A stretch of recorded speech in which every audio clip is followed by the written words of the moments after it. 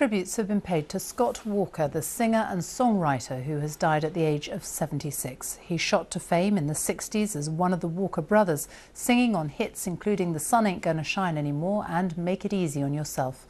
He left the group at the height of their fame and released a series of experimental and acclaimed albums. David Silito looks back at his life.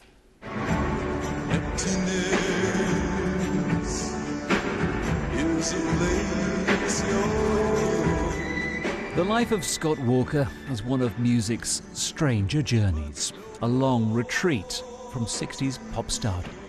At first it was fantastic for the first couple of albums or so, but then it really wears you down.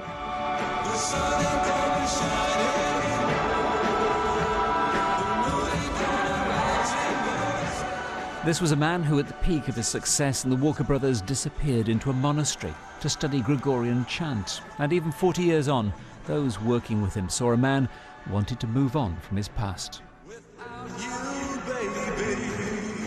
The thing you have to remember about Scott is that he was spectacularly famous. I mean, in the mid-60s, he was inspiring devotion second only to the Beatles. You know, he was chased around, you know, he had people trying to rip his clothes off, you know, he was photographed wherever he went.